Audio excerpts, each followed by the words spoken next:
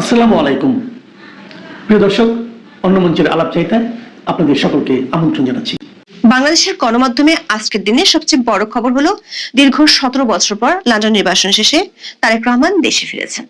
দেশের গণমাধ্যমগুলো যখন তারেক রহমানের প্রতিটি কাজের মিনিট সেকেন্ডের খতিয়ান তুলে ধরছে, তখন রাজনীতির অন্য মোড়ে চলছে ভিন্ন খেলা। নির্বাচনকে ঘিরে শুরু হয়েছে রাজনৈতিক মহানাটক, যেটিকে আপনি বলতে পারেন আদর্শের বুলি বনাম পর্দার আড়ালের ডিলিংস। সে ডিলিংসে আছে দুটি চমক। একটি হলো এনসিপি ও জামাতের সম্ভাব্য জোট। কয়েকদিন আগেও যে এনসিপি নেতারা জামাত ইসলামীকে রাজনৈতিক প্রতারক বলেছে, সে জামাত ইসলামী এখন এনসিপি কে 30টি আসন ছেড়ে দিচ্ছে। বৈষম্য বিরোধী আন্দোলনের নেতা আব্দুল কাদেরের দাবি অনুযায়ী এনসিপি শুরুতে 50টি আসন চেয়েছিল, কিন্তু রফা হয়েছে 30টিতে।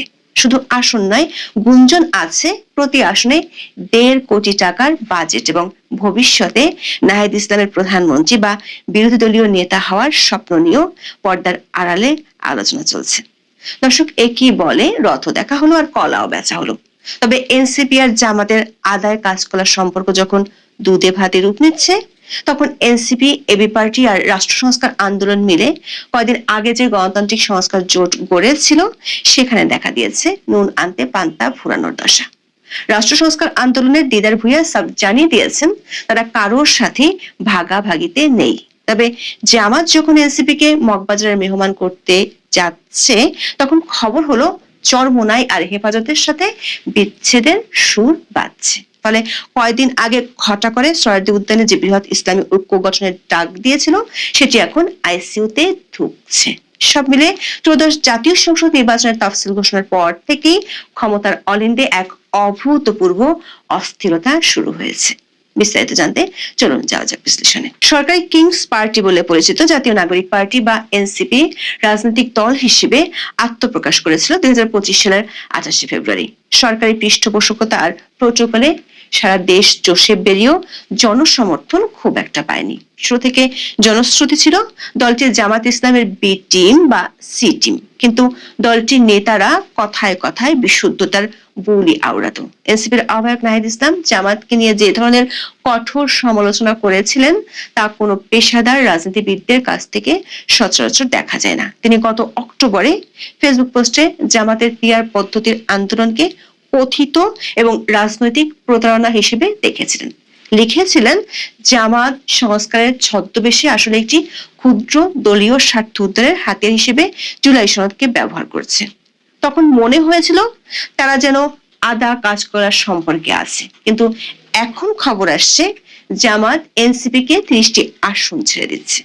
এনসিপি এর আগে বিএনপির সঙ্গে জোট বা আসন সমঝোতায় যাচ্ছে এমন গুঞ্জন থাকলেও শেষ পর্যন্ত জামাত ইসলামের সঙ্গী হতে যাচ্ছে এনসিপি। জুলাই আন্দোলনের অন্যতম নেতা, বৈষম্য বিরোধী ছাত্র আন্দোলনের সাবেক সমন্বয়ক আব্দুল কাদের বৃহস্পতিবার সকালে এক ফেসবুক পোস্টে বলেছেন, সবকিছু ঠিক থাকলে আগামীকাল শুক্রবার এই জোটের ঘোষণা আসতে পারে। বৈষম্য বিরোধী ছাত্র আন্দোলনের সাবেক সমন্বয়ক আব্দুল কাদেরের দাবি অনুযায়ী এনসিপি জামাতের কাছে প্রথমে 50টি আসন দাবি করেছিল। অনেক দর কষাকষির পর 30টি আসনে রফা হয়েছে বলে শোনা যাচ্ছে। এই সমঝোতার সবচেয়ে হাস্যকর এবং ট্রাজিক দিক হলো, এই 30টি আসনের বাইরে এনসিপি বাকি 270টি আসনে কোনো প্রার্থী দিতে পারবে না। এটি যেন হাতি ঘোড়া গেল তল, পিঁপড়া বলে কত জল প্রবাদের বাস্তব রূপ। দলটির অভ্যন্তরীণ নেতাদের প্রশ্ন, তরুণদের একটি দল যারা পুরো দেশ সংস্কারের স্বপ্ন দেখিয়েছিল, তারা মাত্র 30টি আসনের জন্য জামাতের দরবারে গিয়ে হাজির হয়েছে। যে দলের নেতারা 400 আসন পাবে বলে হুঙ্কার দিয়েছিল, যারা বিএনপিকে মাত্র 100 আসন দিতে চেয়েছিল, তারা কিনা এখন মাত্র 30 আসনে লড়বে। তাহলে এরই মধ্যে যে 125 আসনে মনোনয়ন ফর্ম বিক্রি করলো, সেসব আসনের কি হবে? আব্দুল কাদেরের মতে এই সিদ্ধান্তের মাধ্যমে এনসিপি কার্যত জামাতের গর্ভে বিলীন হয়ে যাবে। বৈষম্য বিরোধী ছাত্র আন্দোলনের সভাপতি রিফাত রশিদ নিজের ফেসবুক পোস্টে লিখেছেন, মাত্র 30 আসনের জন্য এনসিপি জামাতের সঙ্গে জোটে গেলে ব্যাপারটা আত্মঘাতী। দর্শক, কড়া সমালোচনার পর এই মাখামাখি দেখে লোকে বলছে চোর না আসনের ধর্মের কাহিনী। শুধু আসন না, নির্বাচনে জয়ী হলে নাহিদ ইসলাম প্রধানমন্ত্রী এবং হারলে বিরোধী দলীয় নেতা হবেন, এমন সব আকাশ কুসুম প্রস্তাবও টেবিলে রয়েছে। এ নিয়ে প্রথম আলোর এক খবরে বলা হয়েছে, বিষয়টি নিয়ে এনসিপির কোনো বক্তব্য তাৎক্ষণিকভাবে পাওয়া যায়নি। আব্দুল কাদেরের পোস্টের পর কথা বলতে এনসিপির আহ্বায়ক নাহিদ ইসলাম, সদস্য সচিব আক্তার হোসেন সহ শীর্ষ পর্যায়ের 5 জন নেতার মুঠোফোনে কল করা হলেও তারা সাড়া দেননি। আব্দুল কাদের তার ফেসবুক পোস্টে লিখেছেন, তারুণ্যের রাজনীতির কবর রচিত হতে যাচ্ছে। এনসিপি অবশেষে জামাতের সাথে সরাসরি জোট বাঁধতেছে। সারা দেশে মানুষের নেতাকর্মীদের আশা আকাঙ্ক্ষাকে জলাঞ্জলি দিয়ে গুটি কয়েক নেতার স্বার্থ হাসিল করতেই এমন আত্মঘাতী সিদ্ধান্ত নিয়েছে তারা। সবকিছু ঠিকঠাক থাকলে আগামীকাল এই জোটের ঘোষণা আসতে পারে, আর এর মধ্য দিয়ে কার্যত এনসিপি জামাতের গর্ভে বিলীন হয়ে যাবে। জনমনে প্রশ্ন উঠেছে, এই জোট করার মধ্য দিয়ে কি এনসিপি চূড়ান্তভাবে প্রকাশ করলো যে এনসিপি জামাতের একটি শাখা ছাড়া আর কিছু নয়? যে বিষয়টি নিয়ে এতদিন জনশ্রুতি ছিল সেটি কি এখন বাস্তবে রূপ নিচ্ছে? রাজনৈতিক বিশ্লেষকেরা মনে করেন, এই রূপান্তরটি কেবল রাজনৈতিক কৌশল নয়, বরং আদর্শিক দেউলিয়াপনার এক চূড়ান্ত বহিঃপ্রকাশ। একদিকে বিপ্লবের ডাক, অন্যদিকে পুরনো রাজনৈতিক চাল, সব মিলিয়ে রাজনীতির মাঠ যখন বেশ গরম, তখন সেখানে আরো উত্তাপ ছড়ানো খবর আছে। ডিসেম্বরের 7 তারিখে এনসিপি, এবি পার্টি এবং রাষ্ট্র সংস্কার আন্দোলনের সমন্বয়ে গঠিত হয়েছিল গণতান্ত্রিক সংস্কার জোট। ডান আর বামে মিশে একাকার হয়ে যে জোট গঠিত হয়েছিল, সেটির কুপি এখন নিভু নিভু করছে। খবর হলো, এনসিপি যদি জামাতের সাথে হাত মেলায় তবে এই জোট স্বয়ংক্রিয়ভাবে ভেঙে যাবে। জোটের একাধিক সূত্র জানা গেছে, এই জোটের পতনের পেছনে প্রধান কারণ হলো এনসিপির একক আধিপত্য বিস্তারের চেষ্টা এবং বড় দলগুলোর সাথে গোপনে আঁতাত করা।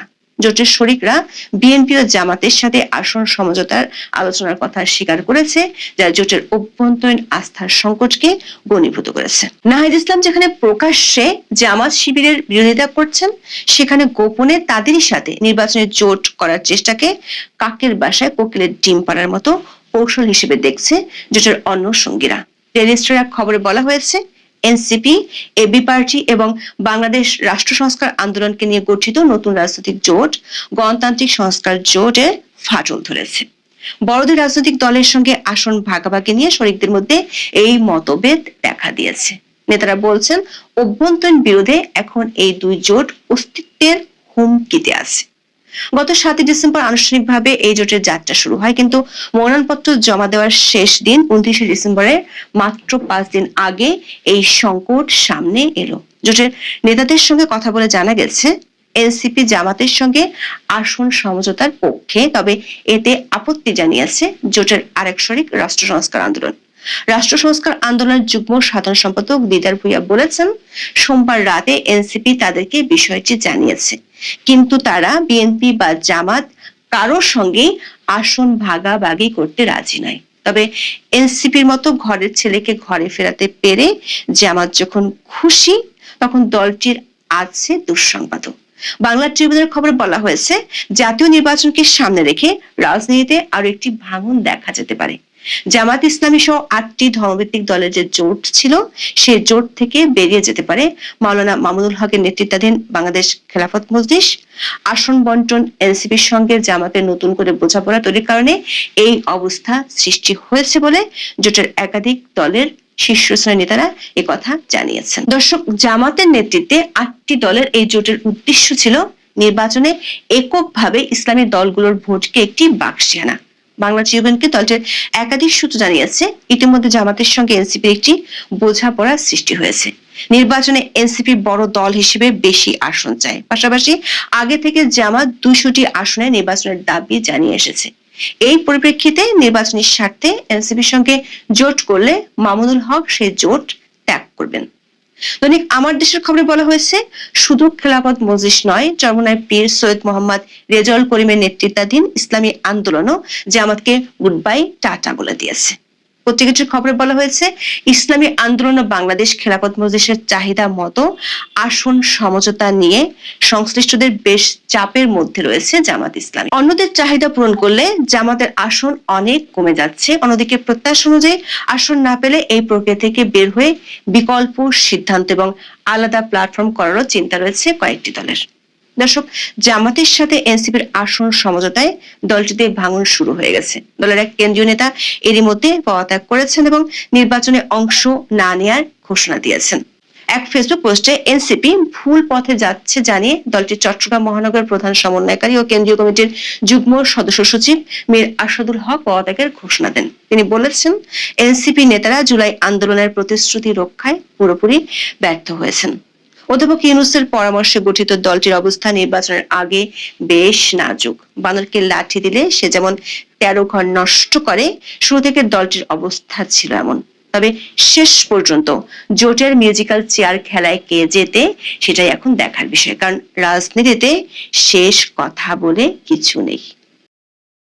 3 বছর রাজনীতি না করার শর্তে মুচলেখা দিয়ে জেল থেকে মুক্ত হয়ে 2008 সালের শেষ দিকে লন্ডনের উদ্দেশ্যে যাত্রা করেছিলেন তারেক রহমান। 17 বছরেরও কিছু সময় বেশি পরে আজ 25 ডিসেম্বর ফিরেছেন স্বদেশে। দলের পক্ষ থেকে মানে বিএনপির পক্ষ থেকে এই প্রত্যাবর্তনকে রাজকীয় করার সকল আয়োজন করা হয়েছে। আর সরকার মানে অন্তর্বর্তী সরকার এবং তার প্রশাসন, আইন শৃঙ্খলা রক্ষাকারী বাহিনী সকলে মিলে অকৃপণ সহায়তা দিয়েছে এই রাজকীয় প্রত্যাবর্তনকে রাজস্বিক রাখতে, নিরাপদ রাখতে। বলা হচ্ছে তারেক রহমানের এই ফিরে আসার মধ্য দিয়ে নেতা কর্মীরা উজ্জীবিত হয়েছে বিএনপির এবং বিভিন্ন দলের রাজনৈতিক যে সমস্ত দল আছে বাংলাদেশে তাদের নেতারাও অনেকেই বিষয়টিকে ইতিবাচক দৃষ্টিতে দেখছেন, তারেককে স্বাগত জানিয়েছেন। রাজনৈতিক বিশ্লেষকরা বলছেন বাংলাদেশের রাজনীতি এখন এক চরম মোড়ে উপনীত হয়েছে। তাই দেশে ফেরার মধ্য দিয়ে রাজনীতিতে প্রত্যাশিত পরিবর্তন আনতে হবে তারেক রহমানকে, মানে তার কাছে প্রত্যাশাটা বেশি এবং এজন্য তাকে অনেক চ্যালেঞ্জও উতরাতে হবে। এখন তিনি কতটা প্রস্তুত সেটি আসলে একটু দেখতে চেষ্টা করব।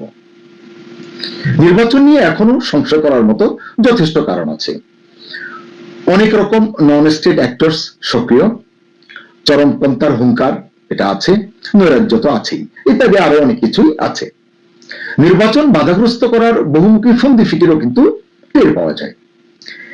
একটি সফল নির্বাচন পর্যন্ত পৌঁছাতে হলে, একটি গ্রহণযোগ্য নির্বাচন পেতে হলে যে কথাগুলো বললাম, নন স্টেট অ্যাক্টরস, চরমপন্থার কথা বললাম, নৈরাজ্যের কথা বললাম, নৈরাজ্যবাদ সহ অনেক চ্যালেঞ্জ মোকাবিলা করতে হবে এবং সেই চ্যালেঞ্জে বিজয়ী হতে হবে।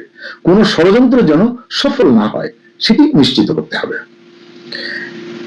আমরা সবাই জানি বিএনপিতে অন্তরকম দল আছে, বড় দলে এটি থাকে এবং নির্বাচন এলে প্রার্থী মনোনয়ন নিয়ে এই অসন্তোষটা আরো ব্যাপকতা লাভ করে। বিপরীতে এখন পর্যন্ত বিএনপিকে টক্কর দিতে চাইছে এমন একটি দল হচ্ছে জামাত। তারা কিন্তু মাঠ পর্যায়ে বেশ গোছানো, বিশেষ করে প্রার্থী মনোনয়নের ক্ষেত্রে। নির্বাচনে বিদ্রোহী প্রার্থী নিয়ন্ত্রণ করতে না পারলে বিএনপির অনেক স্বপ্নই অধরা থেকে যেতে পারে। এখন একটি বিষয় দৃশ্যমান যে জামাতের সঙ্গে বিএনপির দূরত্ব কিন্তু এখন বেশ স্পষ্ট, কিন্তু ধর্মীয় নাম সর্বস্ব মানে এই জামাতের সঙ্গে দূরত্বের মাঝেও ধর্মীয় নাম সর্বস্ব একটি দলকে 4টি আসন ছেড়ে দিয়েছে বিএনপি আগামী নির্বাচনের জন্য। এই সমীকরণ নিয়ে ইতিমধ্যেই কথা হচ্ছে, দলের ভিতরে এটি নিয়ে অসন্তোষ, ত্যাগী অনেক নেতা মনোনয়ন পাননি, এটি নিয়ে কিন্তু বিএনপিকে বিপাকে পড়তে হতে পারে। আরেকটা চ্যালেঞ্জ হলো গণভোট। গণভোট প্রশ্নে বিএনপি এখনো দ্বিধান্বিত বলেই মনে করা হয়। এই জন্য আগামী সংসদে নিরঙ্কুশ সংখ্যাগরিষ্ঠতা নিশ্চিত করতে হবে বিএনপিকে। এক্ষেত্রে বিভিন্ন দলকে দেওয়া আসন, দলের একক প্রার্থী নিশ্চিত করা সহ নানান চ্যালেঞ্জের সামনে পড়তে হবে তারেক রহমানকে। মানে পড়তে হবে কি, পড়েই আছেন। অতি সম্প্রতি জামাতের 71-এর ভূমিকা নিয়ে তিনি কথা বলেছেন, প্রশ্ন তুলেছেন। দেশের মানুষ তার কাছ থেকে সেই চিন্তার আলোকে আগামী দিনে পদক্ষেপ প্রত্যাশা করে বা করবে। তাই মুক্তিযুদ্ধের চেতনা বলুন, গৌরব বলুন, এই ইস্যুতে বিএনপিকে অনেক পরীক্ষায় উত্তীর্ণ হতে হবে সামনের দিনগুলোতে। বিএনপি তাদের 31 দফা নিয়ে উচ্ছ্বসিত হলেও, মানে সংস্কারের যে সমস্ত বাতালাপ রয়েছে, উচ্ছ্বসিত হলেও এটা আগামী দিনে অনেক চ্যালেঞ্জ তৈরি করবে বলে অনেকে বিএনপির অনেক নেতাই মনে করছেন। এছাড়া বিচার ব্যবস্থা, জননিরাপত্তা, প্রশাসনে এবং আইন শৃঙ্খলা বাহিনীতে শৃঙ্খলা পুনঃপ্রতিষ্ঠা, শিক্ষাঙ্গনে স্থিতিশীলতা, গতিশীলতা সৃষ্টি করা, অর্থনীতি সুস্থ করে তোলা, কোমায় থাকা মানে কোমায় চলে যাওয়া শেয়ার বাজারকে সুগঠিত করা, জিন্দা করা, ব্যাংক ব্যবস্থায় সংস্কার এবং খেলাপি ঋণের যে এভারেস্ট মাথার উপরে চেপে বসেছে, এটি মাথা থেকে নামানো। ব্যবসা বাণিজ্যে দেশি চাহিদা, মানে ব্যবসায়ীদের দাবি আবদার অনুরোধ, এটি দেখা, এই চাহিদাগুলো, এবং বিদেশি চাপ মোকাবিলা করা, ট্যারিফ থেকে শুরু করে অনেক ধরনের বিদেশি চাপ কিন্তু রয়েছে, এগুলি মোকাবিলা করা, এবং ব্যবসা বাণিজ্য শিল্পায়নের জন্য নিরবচ্ছিন্ন বিদ্যুৎ নিশ্চিত করা, বেকারদের কর্মসংস্থান নিশ্চিত করা, যেটার বিরাট প্রতিশ্রুতি ইতিমধ্যেই ব্যক্ত করেছে বিএনপি। এরকম আরো অনেক ইস্যু আছে এবং আরো অনেক ইস্যু সামনে আসবে, যেটা মোকাবিলার দায়িত্ব কাঁধে আসবে তারেক রহমানের, এবং তিনি যদি প্রত্যাশা অনুযায়ী এটি করতে পারেন তাহলে বিএনপি সুন্দরভাবে আগামী নির্বাচনী বৈতরণী পার হতে পারে। এরপর আছে দুর্নীতি এবং হাওয়া ভবন ইমেজ থেকে বেরিয়ে আসা, মানে দলকে বের করে আনা, এটি তার সঙ্গে ট্যাগ হয়ে আছে, তকমা লেগে আছে, এখান থেকে বেরিয়ে আসা, এবং দুর্নীতির বিরুদ্ধে তিনি আজকাল অনেক কথা বলছেন, সেগুলোকে বাস্তবায়ন করা, বাস্তবে জনগণকে দেখানো, প্রমাণ করা। মনে রাখতে হবে এখন জেনজির জমানা, ধানাই পানাই করে বা শাক দিয়ে মাছ ঢেকে বেশি দূর এগোনো যাবে না। এটা শুধু বিএনপির জন্য বলছি না, যারাই সামনে ক্ষমতায় আসবে, মানে ক্ষমতার বাগের পিঠে চলবে, তাদেরই এই চ্যালেঞ্জিং দিন দেখতে হবে, মোকাবিলা করতে হবে। বিশাল বিশাল ঢেউ পাড়ি দিতে হবে, পারে বা তীরে বসে ঢেউ বোনার দিন কিন্তু আসলে এখন শেষ। মনে রাখতে হবে অনেক ক্ষুদ্র অথচ কৌশলী শক্তি, কারণ নাম নিচ্ছে না, তারেক রহমানের বিজয়ের পথে বা অগ্রগতির পথে কাটা বিছাতে বিন্দু মাত্র দ্বিধা করবে না। এটা প্রকাশ্য এবং অপ্রকাশ্য দুই প্রক্রিয়ায় এই চ্যালেঞ্জটি আসতে পারে। গত 17 বছর তিনি দেশের বাইরে ছিলেন, আমরা দেখেছি বিএনপি ভাঙার অনেক চেষ্টা হয়েছে, শুনেছি আমরা এগুলো, কিন্তু কার্যকর হয়নি সেভাবে। একজন দুইজন টুটকা ফুটকা ছিটকা গেছে, সেটা বিষয় না। এবার তারেক রহমানের উপস্থিতিতেই তার দলের অনেক ত্যাগী নেতা কাবাব মে হাড্ডি হয়ে উঠতে পারেন। এটি মনোনয়ন সংক্রান্ত বিষয়, স্বার্থের ব্যাপার, নানান কিছু আছে, এটা এখনই বুঝতে হবে। নির্বাচনের পর বুঝে লাভ নেই, আফসোস করে কোনো লাভ নেই। বিএনপির তৃণমূল সংঘাতে জড়ালে ক্ষতির পাল্লা তারেকের দিকেই ভারী হবে। দেশের আইন শৃঙ্খলা পরিস্থিতি ঠিক করার বিরোধ নেই অন্তর্বর্তী সরকারের, যতই তারা কথা বলুক না কেন। তাই এটা নির্বাচনের আগে সবচেয়ে বড় চ্যালেঞ্জ, প্রতিটি নির্বাচনমুখী দলকে এটি মোকাবিলা করতে হবে। তারেক রহমানের জন্য নিরাপত্তা চ্যালেঞ্জটা অনেক বেশি বড় তার নিজের জন্য, এবং এটা শুধু বড় নয়, এটা ভারী হয়ে উঠতে পারে, কঠিন হয়ে যেতে পারে। বেশি নিরাপত্তা ঘেরাটোপে যদি তিনি থাকেন, সরকার যেটি তাকে দিতে চায়, এই নিরাপত্তা ঘেরাটোপে থাকলেও তার ক্ষতি, বেশি খোলামেলা এবং উদার হলেও ক্ষতি, মানে বিপদ। অনেকটা সেম রাখি না কুল রাখি অবস্থা। ভার্চুয়ালি এতদিন তিনি রাজনীতি করেছেন, সেই ভার্চুয়াল সংযোগে এই চ্যালেঞ্জগুলো ছিল না। একটা কথা শোনা যায়, প্রশাসনে বিএনপি যেমন লোক আছে তেমনি জামাতও পিছিয়ে নেই। তবে বলা হয় আইন শৃঙ্খলা বাহিনীতে জামাতই নাকি এগিয়ে আছে, অনেকে এটি মনে করেন। আর নির্বাচনী কৌশল বলেন বা ইঞ্জিনিয়ারিং বলেন, মাঠে ময়দানে প্রকাশ্য লড়াই বা চোরাগোপ্তা মাইর বলেন, হামলা বলেন, জামাতের সঙ্গে পেরে ওঠা একটু কঠিন হতে পারে বিএনপির জন্য। নির্বাচনের পরের সমস্যাটা আরো জটিল। ইউনূস সরকার দেশটাকে যে জায়গায় রেখে যাবে, সেখান থেকে এটাকে এগিয়ে নিতে হলে বাঘে মহিষে এক ঘাটে পানি খাওয়াতে হবে। এর জন্য প্রয়োজন হবে বাড়তি এফোর্ট, অনেক স্মার্ট ম্যানেজমেন্ট, সেটি মাথায় রাখতে হবে। ইতিমধ্যেই তারেক রহমান নিজে এবং তার দলের শীর্ষ নেতারা যেসব প্রতিশ্রুতি এবং পরিকল্পনার কথা দেশবাসীকে শুনিয়েছেন, বলেছেন, নির্বাচনের পরে সেসব বাস্তবায়ন করা চারটিখানি কথা নয়। গত 18 মাসের অনেক অমীমাংসিত সমস্যার সমাধানও করতে হবে সামনের দিনগুলোতে, নয়তো ইউনূস সরকারের মতো দাবি আদায়ের চাপের কাছে নাজেহাল হতে হবে প্রতিনিয়ত। কারণ মানুষের প্রত্যাশা এখন অনেক বেড়েছে এবং অবধারিতভাবেই সেটা বিএনপির কাছে। এরও কারণ আছে, কারণ এখন পর্যন্ত নির্বাচনে আওয়ামী লীগের অংশগ্রহণের সম্ভাবনা নেই, এবং আওয়ামী লীগ যদি অংশ না নিতে পারে বা না নেয়, তাহলে আওয়ামী লীগের ভোটারদের নিয়েও কিন্তু আরেকটা চ্যালেঞ্জ আছে সামনে। সেখানে জামাতের সঙ্গে বিএনপি কতটা পেরে উঠবে, এটি একটি বড় প্রশ্ন। এছাড়া তার সামনে আইনি এবং রাজনৈতিক চ্যালেঞ্জও কম নয়। প্রথমত, আইনি প্রক্রিয়ার মাধ্যমে সব মামলা থেকে স্থায়ীভাবে খালাস পাওয়া তারেক রহমানের জন্য অত্যন্ত জরুরি। দ্বিতীয়ত, ছাত্র জনতার গণঅভ্যুত্থান পরবর্তী বাংলাদেশে সাধারণ মানুষের যে প্রত্যাশা বেড়েছে, যেটা বললাম, পুরনো ধারার রাজনৈতিক সংস্কৃতি থেকে বেরিয়ে নতুন প্রজন্মের কাছে গ্রহণযোগ্য হওয়ার রাজনীতিটি করতে হবে, এবং সেটি এখন তারেক রহমানের জন্য অনেক বড় পরীক্ষা। একই সঙ্গে দলের অভ্যন্তরীণ কোন্দল, আগেও বললাম, এটি আসলে বারবার বলতে হবে, বড় দলগুলোর জন্য এটি সংকট। আওয়ামী লীগ যদি নির্বাচনে থাকতো তাদের জন্য এই সংকটটি থাকতো। এই অভ্যন্তরীণ কোন্দল নিরসন করতে হবে এবং শৃঙ্খলা বজায় রাখতে হবে, এগুলো আসলে অন্যতম প্রধান কাজ। তারেক রহমান বাংলাদেশ ফার্স্ট, সবার আগে বাংলাদেশ, এরকম একটি নীতি গ্রহণ করেছেন। রাষ্ট্র পরিচালনায় সূক্ষ্ম ভারসাম্য রক্ষার সক্ষমতাই কেবল বাংলাদেশ ফার্স্ট নীতি বাস্তবায়নে সহায়ক হতে পারে।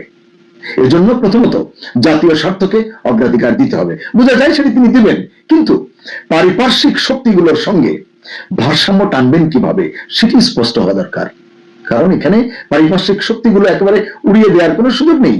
ভারত, চীন, যুক্তরাষ্ট্র, পাকিস্তান, ক্ষেত্র বিশেষে রাশিয়াও, এই দেশগুলোর সঙ্গে সম্পর্কের ভারসাম্যই তো আগামী দিনের ভূ রাজনৈতিক এবং কৌশলগত বাস্তবতা নির্ধারণ করবে। আপনারা জানেন যে বিএনপির সঙ্গে এমনিতেই পাকিস্তান পন্থী একটা তকমা লেগে আছে, সেটা তারেক কিভাবে ঝেড়ে ফেলবেন। গত অক্টোবরে বিবিসি বাংলাকে দেওয়া সাক্ষাৎকারে, প্রথম সাক্ষাৎকার সম্ভবত, ভারত সম্পর্কে যে মনোভাব তিনি ব্যক্ত করেছেন, রাষ্ট্র শাসন কালেও কি তেমন ধনুক ভাঙাপন তিনি বজায় রাখবেন? এসব প্রশ্নের সুরাহা এখনই হয়ে যাওয়া দরকার তার দলের জন্য। 2008 সালে দেশ ছেড়েছিলেন, আর 5 দিন পর 2026 সাল শুরু হবে।